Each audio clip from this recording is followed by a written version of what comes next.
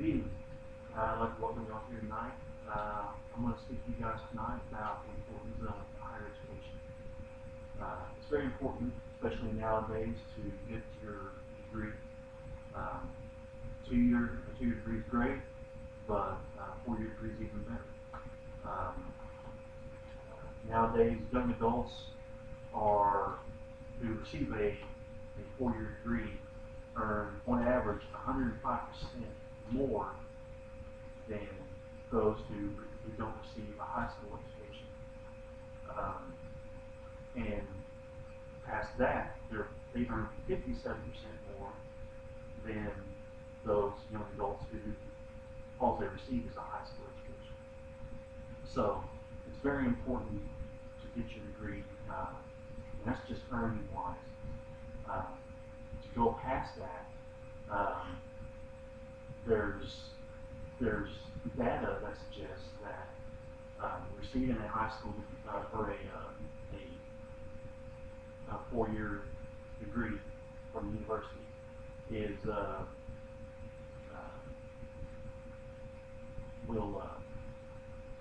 is an insurance policy against poverty, and which can lead to other health-related like blood pressure, obesity, diabetes, and so on.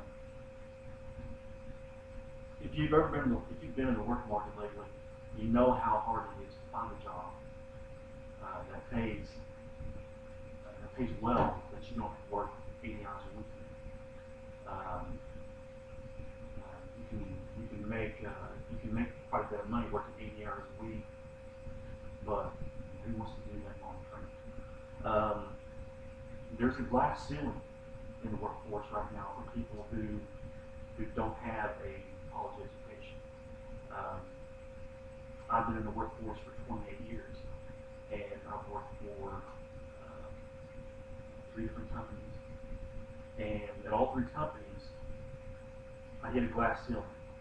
I can only go so far before I had to have a degree to get further, and it's frustrating.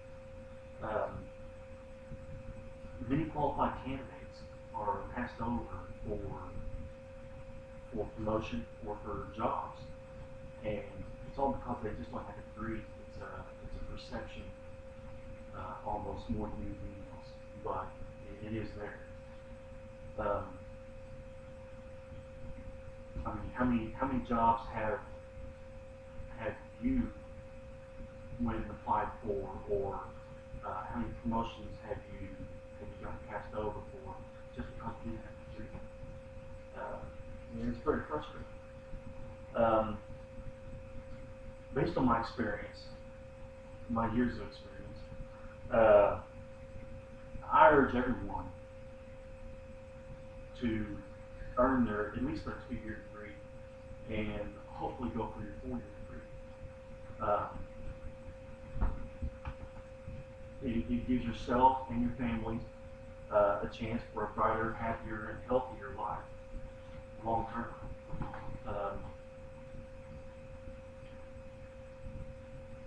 Even though you can still make a respectable living without a high school education, there are drawbacks to not furthering your education past high school.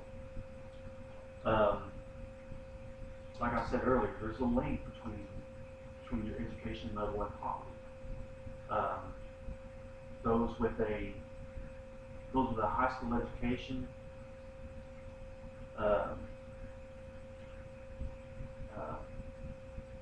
can do okay, but having that degree, having that 2-year degree, especially a 4-year degree, it's just a greater insurance policy to make sure that to keep you from sliding into poverty. Most people with a high school diploma, they might be doing well, they might be doing okay, but they could be just one paycheck away from hard times, and that's a hard place to be. According to WordPress.com, poverty makes it harder to get an education. And lack of a good education makes it more likely that you are poor. Living in poverty sometimes necessitates that you quit school early to help earn a living for the house, the home. And um, that's a sad situation because it's a vicious cycle that is really hard to break. Um, people have dreams and they want to go beyond high school, but sometimes they don't even finish high school, and they might do well. They might be doing well in high school, but they just have to leave to make money. But beyond just poverty, uh, there's a link between poverty and obesity. Um, and that all stems, um, not totally, but it's related to not having that education and not going forward with getting that secondary education. Um, According to statistics from collegeboard.org, while the frequency of obesity is lower among adults with some college education than among high school graduates, for each age group, the gap is largest between those with bachelor's degrees and those with some college or an associate's degree. The high school graduate obesity rate for ages 45 to 54 was 40%, while some college rate was about 35%, and those with a bachelor degree, that rate was about 26%. So we're talking about a 5% swing from between college graduates and two-year degree, but a 9% in between college and our 4-year degree and 2-year degree. So 2-year degree is nice, but if you've gone that far, you should put the effort in getting that 4-year degree. And data proves that it helps you happy and healthy wise. Now that we looked at some issues that come with not furthering your education past high school, I'd like to talk about a few different ways that you can receive funding to go to high school if you are in need. For those who qualify, Pell Grants are an excellent source of funding, books and tuition. Grants can be given up to $5,600 a year towards tuition, which is substantial. You can get a very nice 2-year degree off that.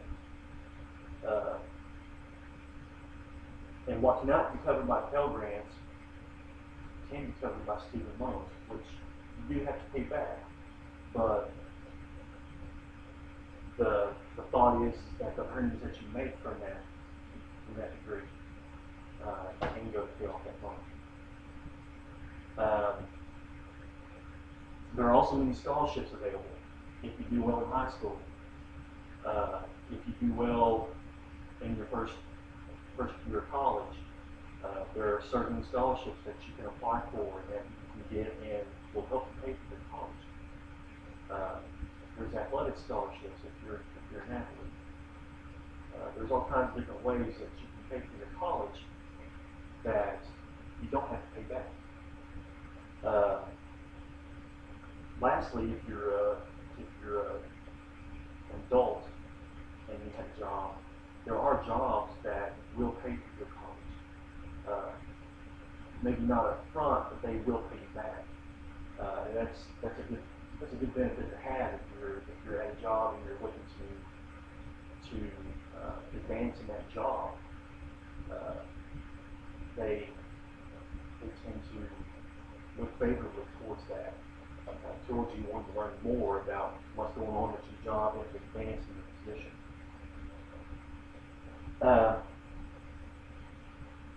now we've discussed some of the ways that you can go to college and some drawbacks of not earning a degree.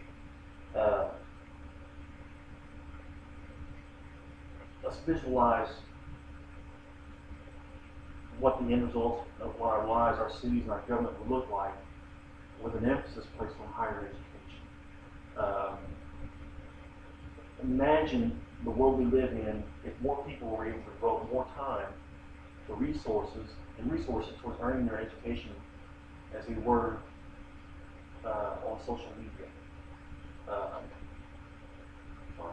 people spend a lot of time on Facebook. That's a lot of time and resources they could spend towards earning their degree and towards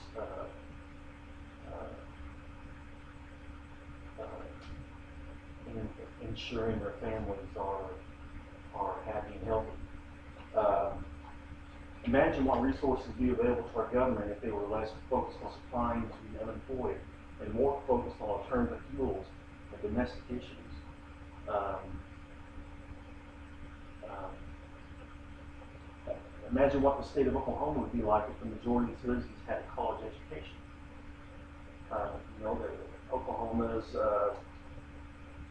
pretty far down the list of population with degrees, and it would really help our state and would benefit us all if more people had degrees. In conclusion, I mean, the links between poverty and education are strong and apparent, and they're not going away. And so are the links between poverty and obesity. The ability for us, our nation, and our government as a whole to focus more on education will provide our citizens, our neighbors, our family members with the ability to raise themselves up out of poverty and to help prevent obesity. That the government needs to spend a large amount of resources and time trying to alleviate, as well as give the opportunity to focus on these pressing issues. I encourage everyone to at least go and speak to a counselor, speak to an education counselor at your local community college, speak to your high school counselors, and talk to them about avenues that you can take to go to college and become an active, functioning member of society rather than someone who sits in the bleachers and just takes it in stride.